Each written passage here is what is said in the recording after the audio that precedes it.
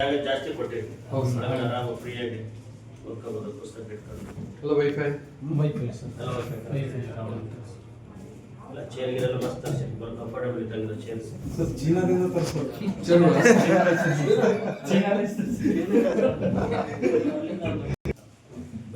Sir ಬರೀ ನೋಡಿ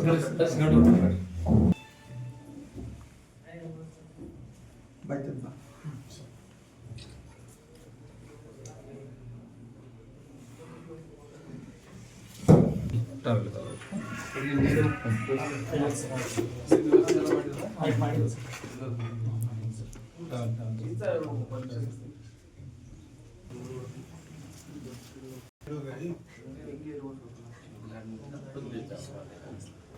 ಶ್ರೀ ಶಾಂತವೀರ ಗುರು ಮುರುಘರಾಜೇಂದ್ರ ಮಹಾಸ್ವಾಮೀಜಿಯವರಿಗೆ ಸ್ವಾಗತವನ್ನು ಕೋರುತ್ತೇನೆ.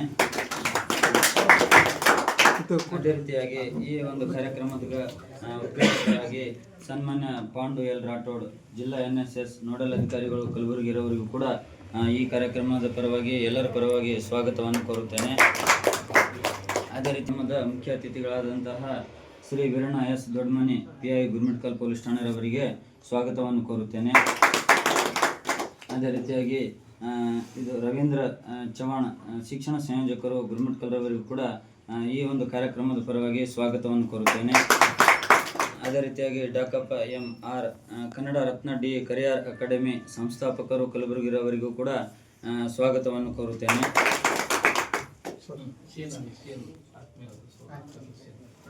ಎಲ್ಲರಿಗೂ ಕೂಡ ಈ ಒಂದು ಕಾರ್ಯಕ್ರಮಕ್ಕೆ ಇದು ವಿದ್ಯಾರ್ಥಿಗಳಾಗಿ ಮತ್ತು ಎಲ್ಲ ಮುಖ್ಯ ಅತಿಥಿಗಳಾಗಿ ಮತ್ತು ಎಲ್ಲರಿಗೂ ಕೂಡ ಈ ಒಂದು ಕಾರ್ಯಕ್ರಮಕ್ಕೆ ಸ್ವಾಗತವನ್ನು ಕೋರುತ್ತೇನೆ.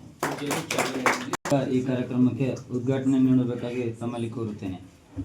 ಸೈಡ್ ನೋಡಿ.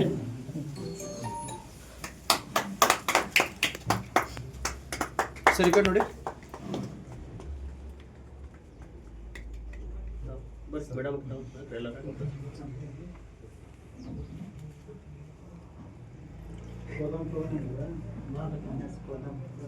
ಬರ್ರಿ ನರ್ಸರಿ ಕೊಡ್ರಿ ಬರ್ರಿ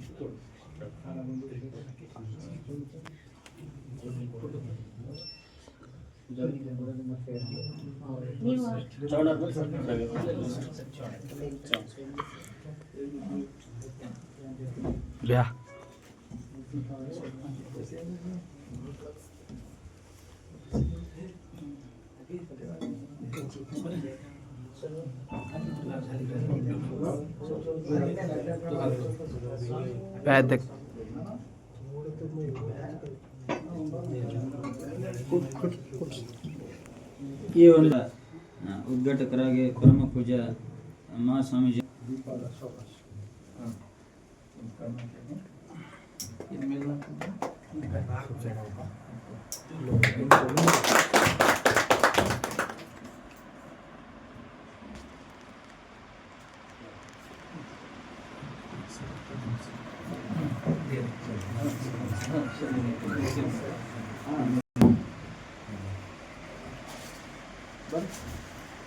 ಬರ್ರಿ ಹಾಗೆ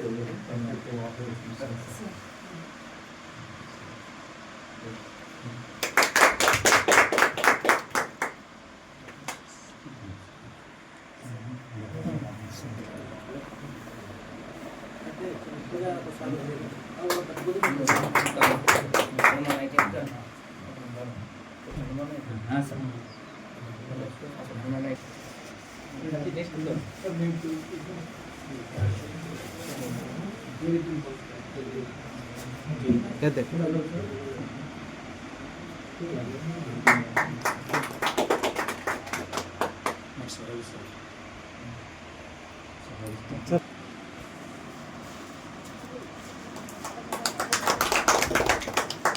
ಅಣ್ಣ ಈ ಕಡೆ ಅಣ್ಣ.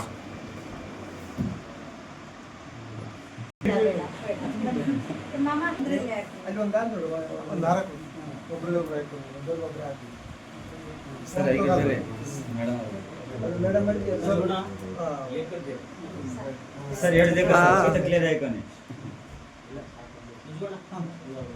सबसे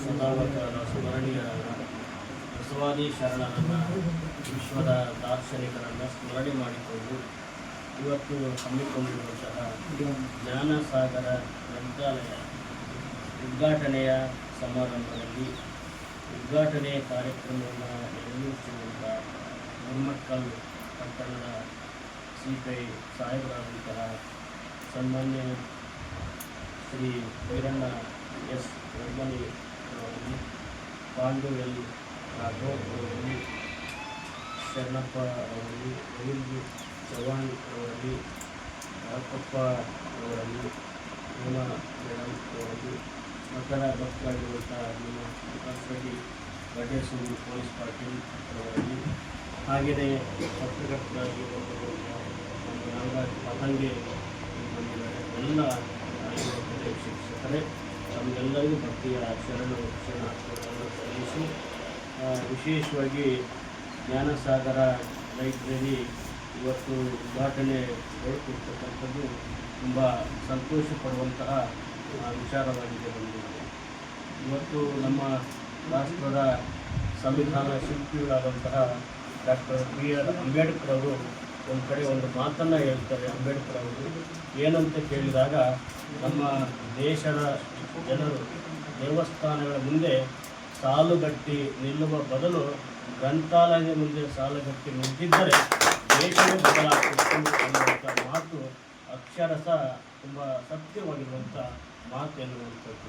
ಹಾಗಾಗಿ ನಮ್ಮೆಲ್ಲರ ನಡೆಗೆ ಗ್ರಂಥಾಲಯದ ಕಡೆಗೆ ಆಗಬೇಕು ಅಂದಾಗ ನಮ್ಮ ಬದುಕು, ನಮ್ಮ ಜೀವನ ಬದಲಾವಣೆ ಆಗಲಿಕ್ಕೆ, ಪರಿವರ್ತನೆ ಆಗಲಿಕ್ಕೆ ಸಾಧ್ಯವಾಗ್ತದೆ ಎನ್ನುವಂಥದ್ದು. ಇಂದಿನ ಕಾಲದಲ್ಲಿ ಕೆಲವೊಂದು ಮನೆಯ ಅಡ್ರೆಸ್ಗಳನ್ನು ನಾವು ಕಾಣ್ತೀವಿ, ಅಡ್ಡ ಹೆಸರು ಅಂತ.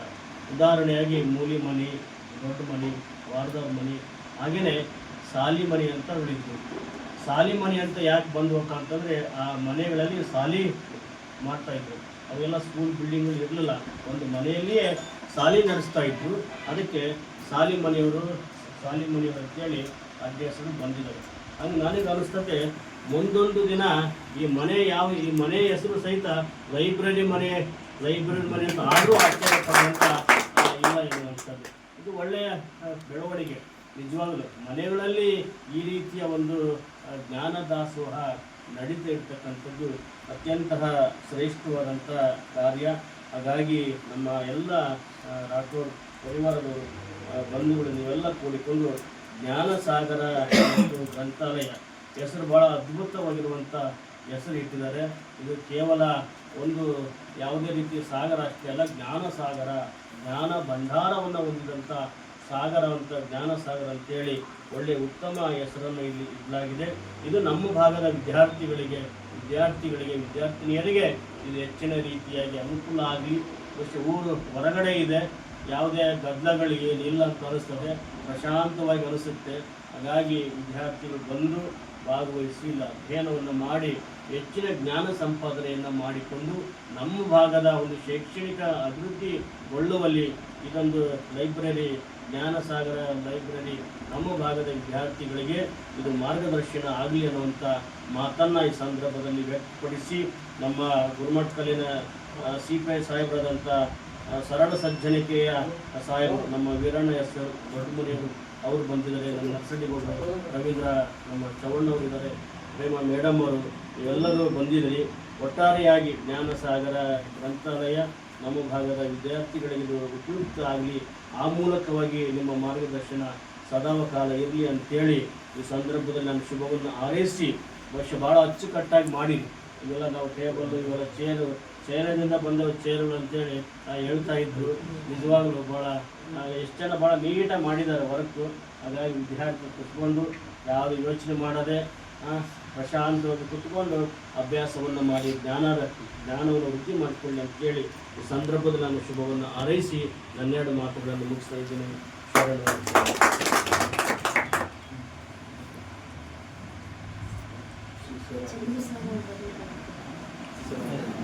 ಕೊಳ್ತೇನೆ.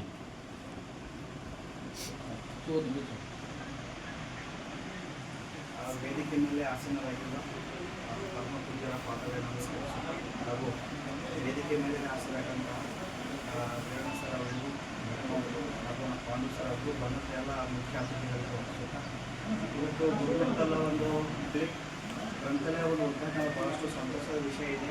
ಯಾಕಂತಂದರೆ ಇದರಲ್ಲಿ ಸಾಕಷ್ಟು ಪರಿಶ್ರಮ ಕೂಡ ಇದೆ. ರವಿ ಸರ್ ಅವ್ರ ಭಾಗದಲ್ಲಿ ಒಂದು ಕನಸು ಕಾಣ್ತಾರೆ, ಏನಾದರೂ ಈ ಭಾಗದಲ್ಲಿ ಜ್ಞಾನದಾಸೋಹ ಮಾಡಲೇಬೇಕು, ಧ್ಯಾನ ಸೇವೆ ಮಾಡಲೇಬೇಕು, ಸಾಕಷ್ಟು ನಮ್ಮದು ಚರ್ಚೆ ಮಾಡಿದ್ದಾರೆ. ಬಟ್ ಅದು ಇವತ್ತು ವಿಡಿಯೋದಲ್ಲಿ ಹೇಳಲಿಕ್ಕೆ ತುಂಬ ಸಂತೋಷ ಆಗ್ತದೆ.